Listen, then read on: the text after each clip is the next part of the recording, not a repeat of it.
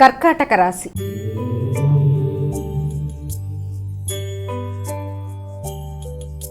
అమ్మ, కర్కాటక రాశి వారికి ఎలా ఉంది ఈరోజు? కర్కాటక రాశి వాళ్ళ విషయంలో వృత్తికి సంబంధించిన విషయాల మీద ఎక్కువ శాతం దృష్టి కేటాయించడం బట్టి గృహ వాతావరణం కానీ, అలాగే ఏదైనా మీ యొక్క స్థిరాస్తులకు సంబంధించిన విషయాలు కానీ కొంత ఘర్షణతో కూడిన పరిస్థితులు లాంటివి వచ్చే అవకాశం ఉందంటే, ఎక్కడన్నా మీరు పెట్టుబడులు పెట్టినట్లయితే దానికి సంబంధించిన విషయాల్లో, ఆర్థిక సంబంధమైన విషయాలు కానీ, లేకపోతే పూర్తి మీ చేతికి రావాల్సిన ఇల్లు అలాంటి వాటికి సంబంధించిన విషయాల మీద కానీ దృష్టి అనేది అధికంగా కేటాయించినా అది సమయానికి రావడంలో కొంత ఘర్షణ అనేది ఉండడం బట్టి వ్యక్తులతో కొంత మానసికంగా విభేదాలు వచ్చే అవకాశం ఉంది. కనుక ప్రశాంతతను పెంచుకోవాలి, వృత్తి మీద కాన్సన్ట్రేట్ చేయాలి. సింహరాశి.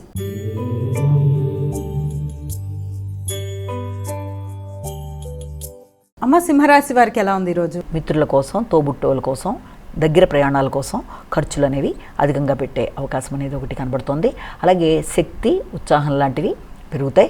వృత్తికి సంబంధించిన విషయాలు కానీ, దూర ప్రయాణాలు కానీ, దూర ప్రదేశాల్లో విద్య కొరకు కానీ చేసే ప్రయత్నాలు, అలాగే దూర ప్రదేశాల్లో ఉండే వ్యక్తులతో మంతనాలు మొదలైన వాటికి ఆస్కారం అనేది ఒకటి మనకి కనబడుతోంది. కన్యా రాశి.